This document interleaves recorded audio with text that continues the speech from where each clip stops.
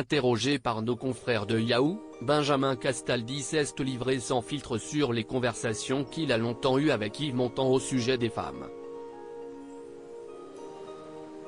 Des discussions qui avaient de quoi faire beaucoup de peine à sa grand-mère Simone Signoret.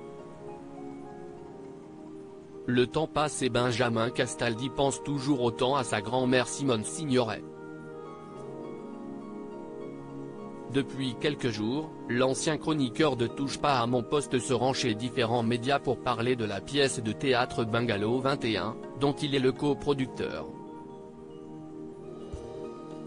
Les sœurs Emmanuelle et Mathilde Seigné jouent respectivement Marilyn Monroe et Simone Signoret.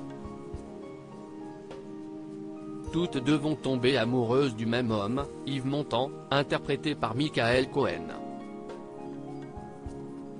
À l'occasion de cette actualité, Benjamin Castaldi s'est confié à Yahoo sur la relation qu'il entretenait avec le conjoint de sa grand-mère.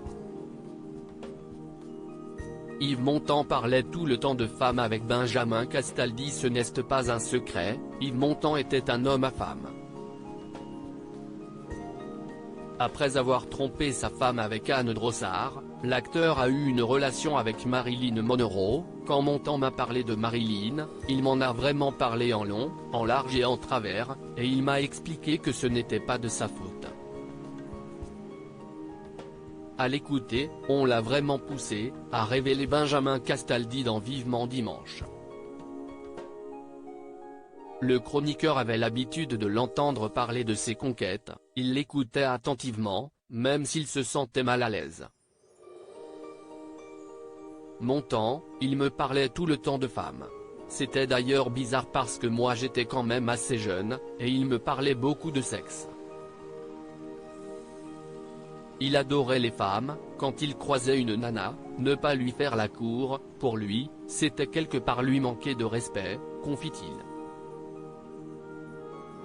Pour Yves Montand, sa relation avec Marilyn Monroe était une amourette. Yves Montand a été plusieurs fois infidèle à Simone Signoret, mais il n'est pas toujours tombé amoureux de ses partenaires. Pour lui c'était une amourette. Pour elle, ce n'était pas du tout une amourette, a-t-il ajouté dans l'émission de Michel Drucker. On ne peut pas dire la même chose de la star américaine qui, elle, serait tombée raide dingue de lui.